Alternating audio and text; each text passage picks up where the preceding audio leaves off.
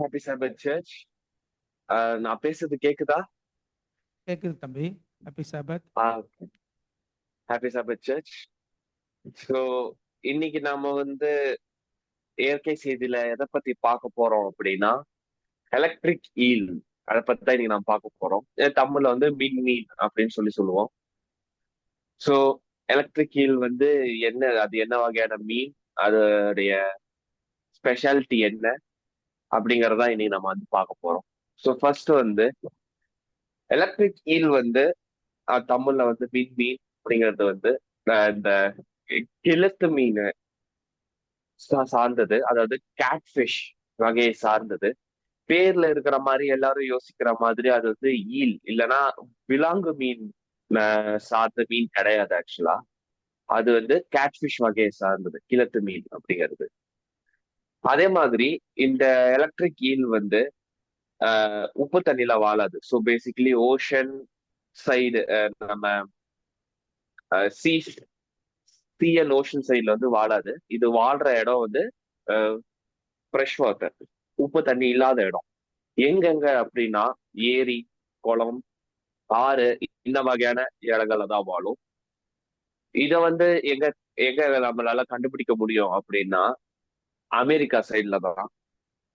So இது வந்து மற்ற மீனை கம்பேர் பண்ணும்போது என்ன இதோடைய டிஃபரன்ஸ் அப்படின்னா, இதோட பேர்லயே இருக்கிற மாதிரி எலக்ட்ரிக் ஈல், இதால அதோடைய சொந்த மின்சாரத்தை வந்து இதால உருவாக்க முடியும், உற்பத்தி பண்ண முடியும்.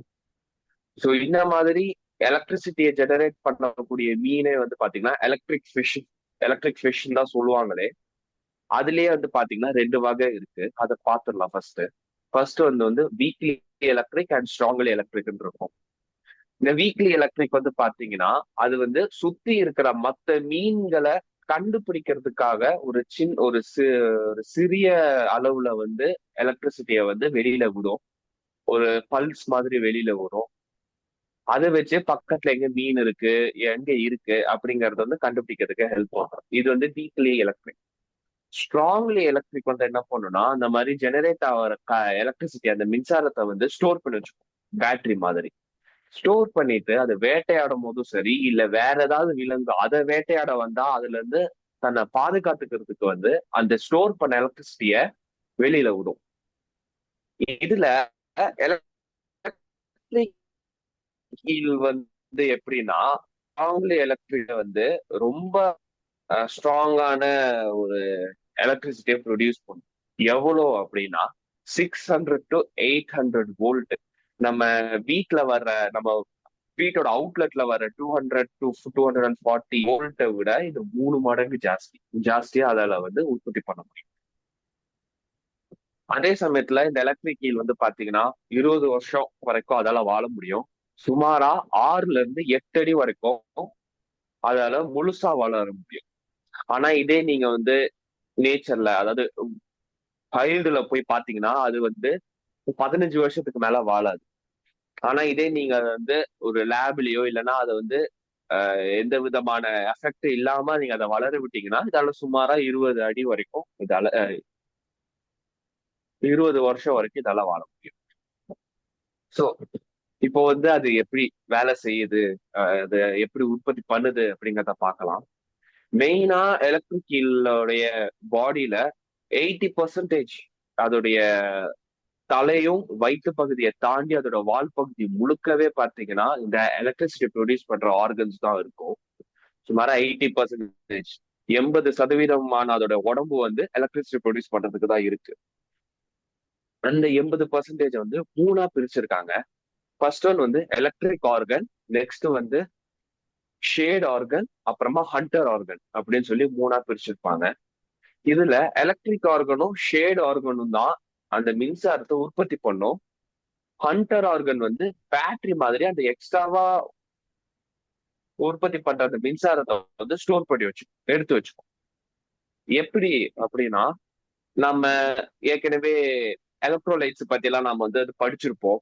எப்படி நம்ம சோடியம் அண்ட் பொட்டாசியம் இந்த மாதிரியான எலக்ட்ரோலைட்ஸ் அயான்ஸை வந்து நம்ம வந்து சாப்பிடும் போது நமக்கு எப்படி வந்து எனர்ஜி வருதோ, ஆமாவா, நமக்கு வந்து எனர்ஜி வரும். எப்படின்னா அந்த மசில்ஸ் வந்து வேலை செய்யறதுக்கு அந்த அயான்ஸ் வந்து ஒரு மசில்குள்ள இருந்து மசிலுக்கு வெளியில வரணும், இல்லைன்னா அந்த மாதிரி எக்ஸ்சேஞ்ச் ஆகும். அதே மாதிரிதான் இங்க எலக்ட்ரிக் ஈலும் என்ன பண்ணும்னா, அந்த அயான், மெயினா சோடியம் அண்ட் பொட்டாசியம் அயான்ஸ் வந்து சோடியம் உள்ள வாங்கிட்டு பொட்டாசியம் வெளியில வரும். சோ இந்த மாதிரி பண்ணும்போது என்ன ஆகும்னா, அது வந்து ஒரு சின்ன மின்சாரத்தை வந்து உற்பத்தி பண்ணும். சோ அதை வச்சு, அந்த சின்ன மின்சாரத்தை வச்சு பக்கத்துல மீன் எங்க இருக்கு, வேட்டையாடுறதுக்கு மீன் எங்க இருக்குன்னு கண்டுபிடிக்கும். அதிகமா ப்ரொடியூஸ் ஆகும்போது அதை வந்து ஹண்டர்ஸ் ஆர்கன்ல வந்து ஸ்டோர் பண்ணி வச்சு. இதை வந்து எப்பயுமே பண்ணுமா அப்படின்னு கேட்டா கிடையாது. அது எப்பயுமே பண்ணுச்சுன்னா அதுக்கு வந்து சீக்கிரமா அதோடைய எனர்ஜி வந்து எப்படி சொல்றது, எனர்ஜி சீக்கிரமா காலியாயிரும்.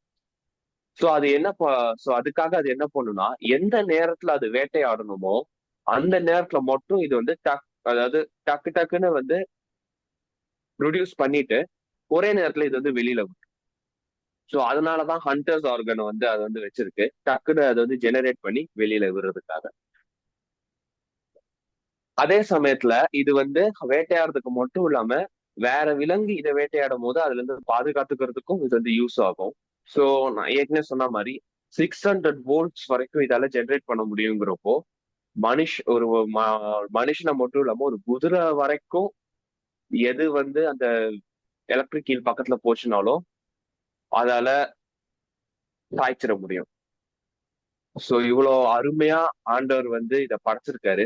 இதுல இருந்து நம்ம ஆவிக்குரிய பாடம் எதை கத்துக்கலாம் அப்படின்னா, எப்படி இந்த எலக்ட்ரிக் கீல் வந்து அதை சுத்தி இருக்கிற தண்ணியில வந்து உடனே, அதுக்கு தேவைப்படுற நேரத்துல உடனே அதுல இருக்கிற எலக்ட்ரிசிட்டியை வந்து வெளியில விடுதோ, அதே மாதிரிதான் சாத்தானும் ஒரு மனிதனை, ஒரு ஒரு மனுஷனை வச்சு அவனால இருக்கிற சுத்தி இருக்கிற எல்லாரையுமே அவனால அவனோட வழிக்குள்ள கொண்டு வர முடியும். சோ அவன் அதை எப்படி கொண்டு வரான், அது என்ன பிரச்சனைங்கிறத வந்து நம்ம இப்பவே நாம அதை பத்தி புரிஞ்சுக்கிட்டு அதன்படி நாம விழாம இருக்கிறது எப்படி நம்ம கத்துக்கிட்டோம்னா அவனோட வழியில நம்ம போகாம இருக்கும்.